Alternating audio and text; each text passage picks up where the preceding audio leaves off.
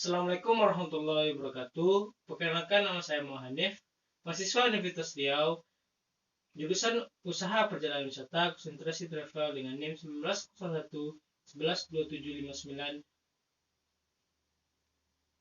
Di sini saya akan melaksanakan UTS dengan dosen pengampu Ibu Nur Alini Yulia dengan mata kuliah Dokumen dan Prestasi. Di sini saya akan menjelaskan mengenai paspor. Yang pertama itu pengertian paspor. Paspor adalah dokumen resmi yang dikeluarkan oleh pemerintah yang menyatakan identitas dan kewarganegaraan pemegang dan memberikan hak kepada warga negara tersebut untuk bepergian di bawah perlindungan pemerintah yang menerbitkan paspor saat bepergian ke dan dari negara-negara asing. Menurut Encyclopedia Britannica, paspor adalah dokumen resmi atau sertifikasi yang dikeluarkan oleh pemerintah nasional yang mengidentifikasi seseorang sebagai warga negara dengan hak untuk melindungi sementara di luar negeri dan hak untuk kembali ke negara kewarganegaraan orang tersebut.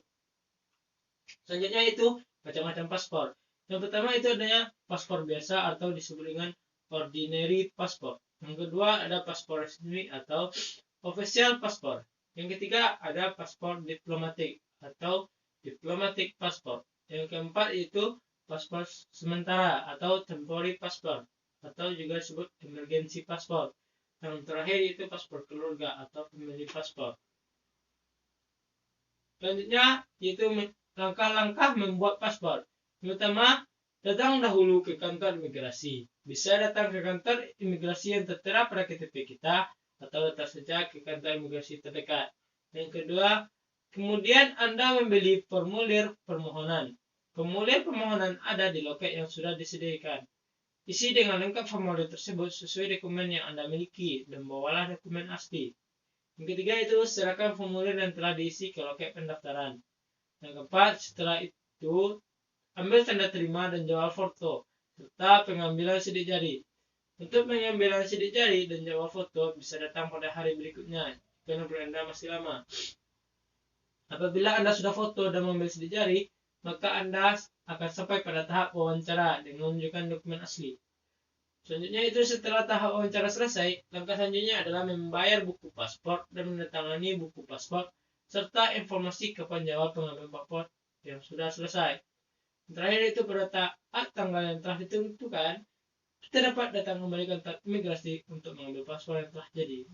Biasanya dalam waktu seminggu paspor baru Anda sudah selesai dan bisa diambil. Selanjutnya itu surat perjalanan.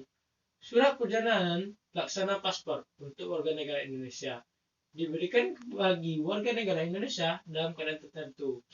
Jika paspor biasa tidak dapat diberikan, keadaan tertentu sebagaimana dimaksud dengan poin 1 meliputi dalam rangka pemulangan ke Indonesia pada saat paspor biasa telah dicabut oleh pemerintah Republik Indonesia pada saat yang bersangkutan berada di luar negeri, dan dalam rangka pemulangan ke Indonesia karena bersangkutan di suatu negara secara ilegal tanpa dilengkapi surat perjalanan Republik Indonesia.